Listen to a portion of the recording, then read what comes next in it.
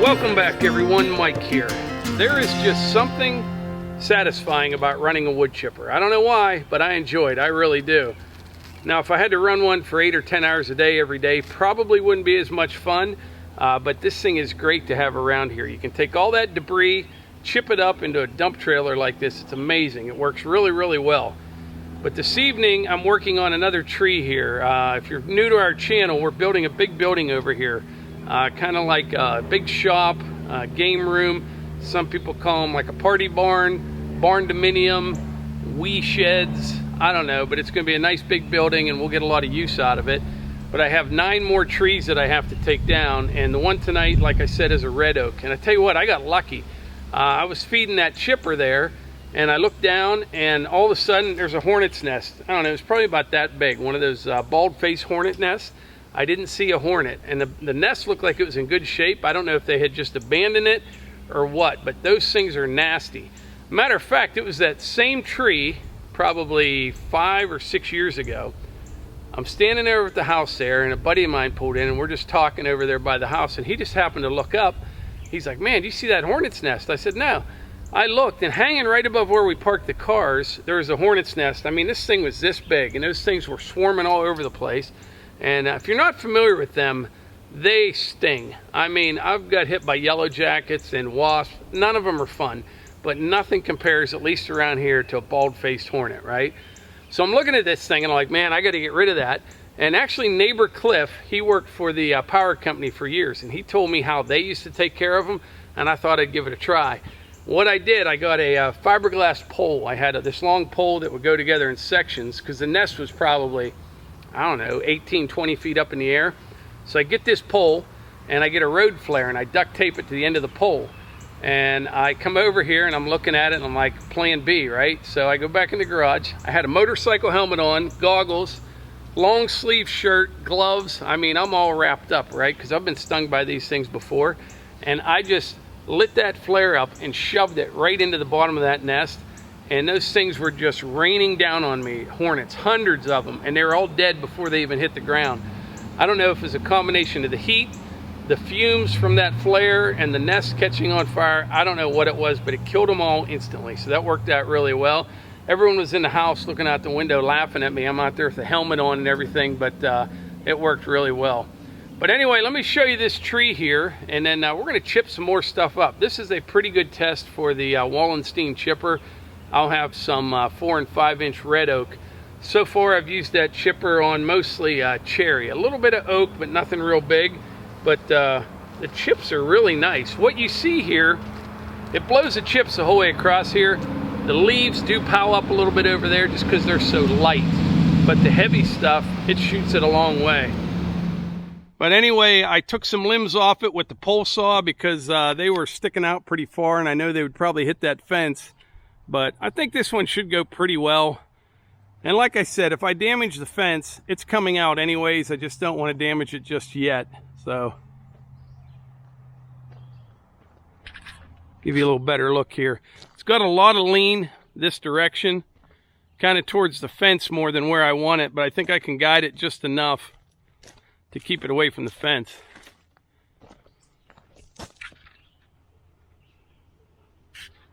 So I have this one, the rest of that cherry right there, that's a little walnut right there, and this maple. And then I need to move the old chicken coop out of here. And then I've got more trees over in the yard there that comes out. That big cherry right there, that's a pretty good size one. All right, I'm gonna get with Melissa, make sure she keeps everybody in the house, dogs, cats, kids, everything. Because this tree, gonna go that way.